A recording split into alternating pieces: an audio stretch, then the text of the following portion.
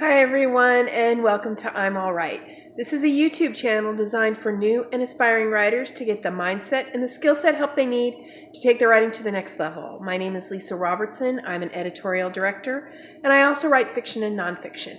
So I'm in the middle. I'm not going to say in the middle anymore. I'm on day 6 of a week-long series of kind of the 7 critical elements you need to focus on in order for your novel, your manuscript, to be a success.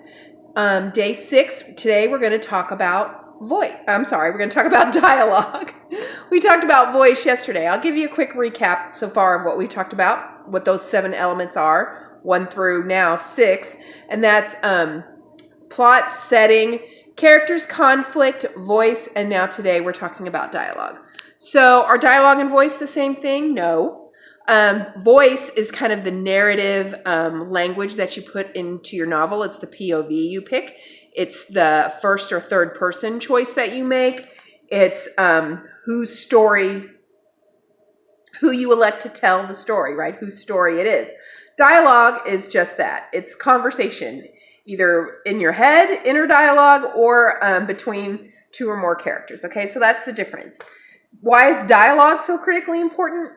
Well, I love dialogue. I think it really makes your writing just crackle and sing. You know, it's so exciting to read good dialogue, and it's such a chore to read stilted bad dialogue. So it's something it's really valuable for you to invest in. Okay, so what are some things that you should try to do with your dialogue?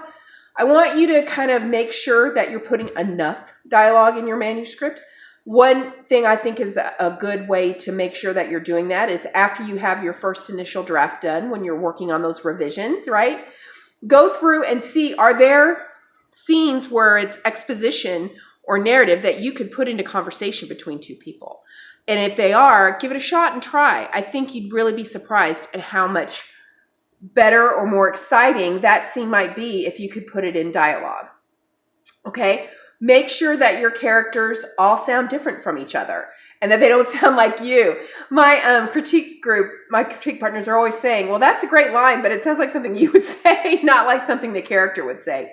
And sometimes you kind of shoehorn a really funny line into the wrong character, you know, just because you like it, and it's really not something that, you know, you've got this great snarky, clever main character, and then maybe they're kind of staid sidekick. Make sure their sidekick's not saying lines that really should be said by the main character, right? That's another thing to look for. Make sure you have enough tags with your writing.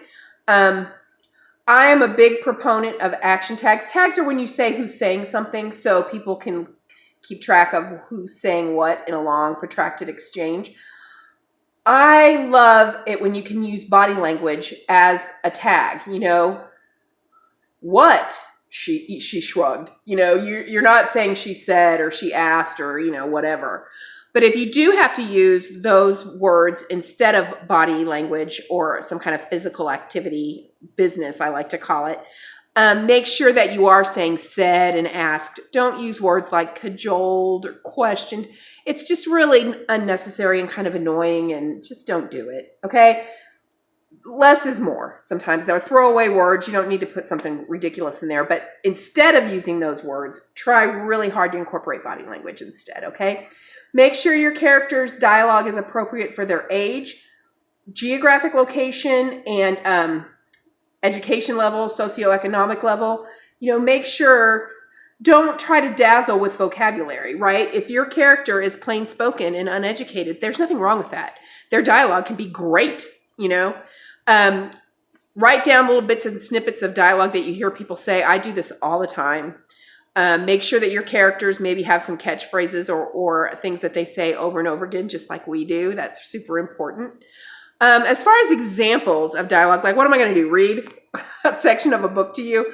No. I'm just going to give you a few writers that I think do dialogue really well in a few different genres that you can check out. Judy Blume captures kids' voices so well. Toni Morrison is great in women's fiction. I think you can really learn a lot from that. Elmore Leonard and